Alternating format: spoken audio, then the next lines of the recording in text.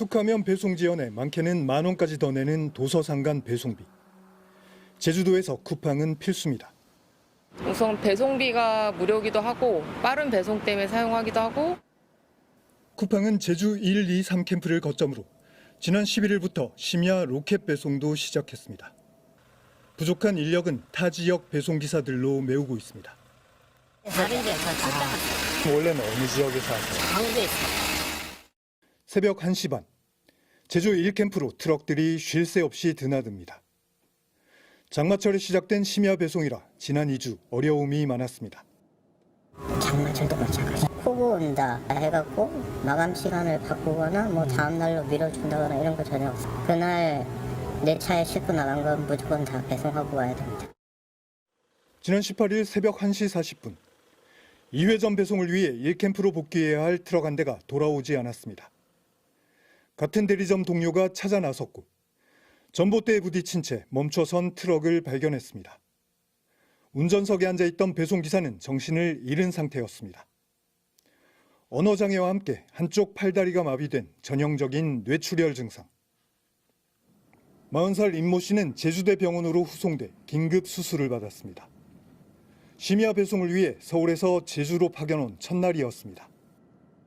이곳 제주에서 심야 로켓 배송이 시작된 지 일주일 만에 택배기사가 쓰러졌습니다.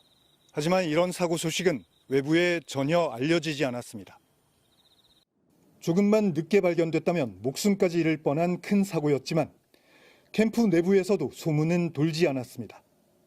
야간 배송하시다 쓰러지신 분 얘기는 못 들으셨어요? 네, 못 들었어요. 못 들으셨어요? 계속 돌아다니니까 이게 일이 터져도 저희는 쓸 수 있는.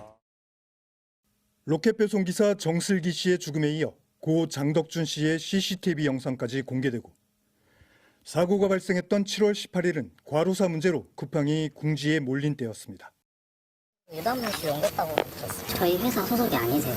그게 대리점 소속이시죠? 자세한 사항은 따로 말씀드릴 수가 없고.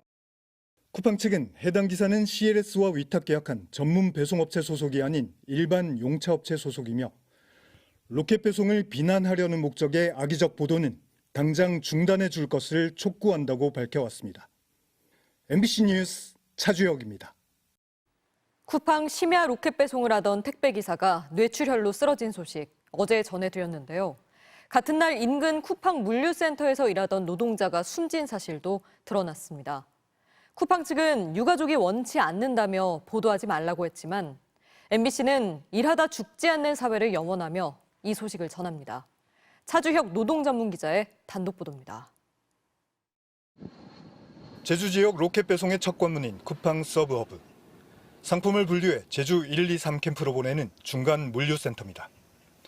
56살 조모 씨는 지난 18일 오전 7시 출근해 1층에서 분류 작업을 시작했습니다. 아침부터 30도에 육박하는 무덥고 습한 날이었습니다. 잠시 일을 멈추고 물을 마실 수 있는 장소로 이동하던 조 씨. 갑자기 정신을 잃고 쓰러졌고 심정지가 왔습니다. 제주 한라병원 응급실로 긴급 후송됐지만 2시간 뒤 사망했습니다. 조 씨가 이곳에서 근무하던 도중 쓰러진 시각은 오전 7시 50분쯤. 인근 제주 1캠프에서 택배기사가 뇌출혈로 쓰러진 지 불과 6시간 뒤였습니다. 같은 날, 같은 지역, 같은 회사에서 2명이 쓰러졌고 1명은 목숨까지 잃었지만 쿠팡 내부는 잠잠했습니다. 그날 있었는데 워낙 정신없다 보니까 며칠 후에 들었어요. 쓰러지시고 돌아가셨다는 얘기만 얘기하다가 나왔고 정확히는 잘 모르겠어요. 조 씨는 지난 5월부터 오전 7시부터 10시까지 하루 3시간씩 근무했습니다. 고용노동부는 고인의 지병 여부, 온열 질환 가능성 등을 열어놓고 중대재해 조사에 착수했습니다. 그 산업안전보건법상 사망 중대재해에 대해서 저희가 인지를 해서 현재 그 부분에 대해서는 저희가 조사 중이다 이렇게. 쿠팡 측은 고인의 유가족이 언론 보도를 원치 않는다고 MBC에 밝혀왔습니다.